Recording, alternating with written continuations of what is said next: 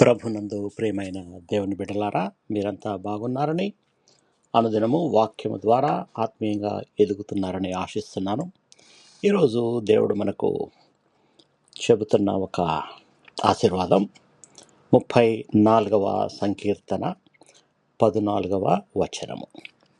కీడు చేయుట మాని మేలు చేయుము, సమాధానము వెదకి దానిని వెంటాడుము.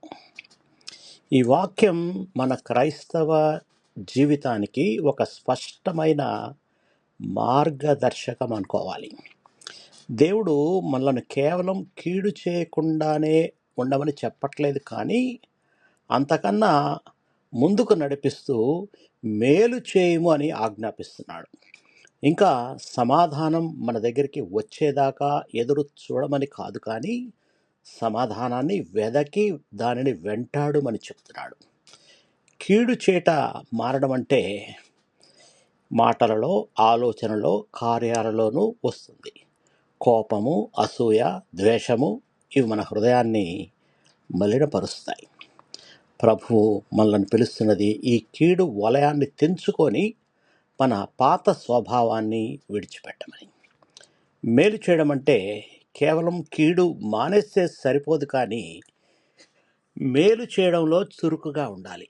ప్రేమతో మాట్లాడట, క్షమించడం, అవసరంలో సహాయపడుట ఇవి దేవుని స్వభావాన్ని మనలో ప్రతిబింబిస్తాయి.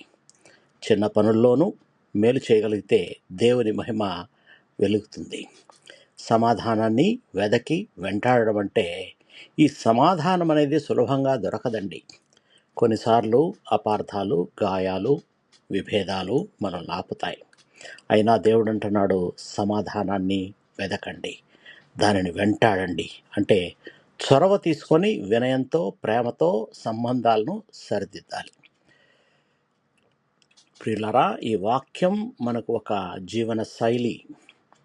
కీడు మాని మేలు చేయడం ద్వారా, సమాధానమును వెదకి వెంటాడడం ద్వారా మనము దేవుని పిల్లలమని లోకానికి సాక్ష్యం ఇచ్చే వారంగా ఉంటాం. మన కుటుంబాల్లో, సంఘాల్లో, సమాజాల్లో ఈ వాక్యం ద్వారా మనము జీవిద్దాం. ప్రార్థన చేసుకుందాం. కృపామయుడైన మా ప్రియ పరలోకపు తండ్రి, ఈ పవిత్ర వాక్యానికి మీరు మాకు దయచేసిన విధానాన్ని బట్టి మీకు వందనాలు. ప్రభువా, మా హృదయాల్లో ఉన్న ప్రతి కీడు ఆలోచనను, మాటను, కార్యాన్ని తొలగించడానికి మాకు సహాయం చేయండి. మేలు చేయటంలో మాకు ధైర్యాన్ని, ప్రేమను, సహనాన్ని దయచేయండి. ప్రభువా, సమాధానాన్ని వెదకట మాకు వినయమైన మనసును దయచేయండి. విభేదాలు ఉన్న చోట క్షమను, విరోధం ఉన్న చోట ప్రేమను నాటడానికి మమ్మల్ని వినియోగించుకోనండి. ఈ వాక్యాన్ని మా దైనందిక జీవితంలో జీవించగలిగే కృపను మాకు అనుగ్రహించండి. యేసుక్రీస్తు పవిత్ర నామములో ప్రార్థించి వేడుకొనుచున్నాము తండ్రి, ఆమేన్. మీకు ఎవరికన్నా ప్రార్థన అవసరత ఉంటే మీరు నాకు మెసేజ్ చేయొచ్చు. దేవుడు మిమ్మల్ని బహుగా దీవించి భద్రపరచునుగాక. ఆమేన్.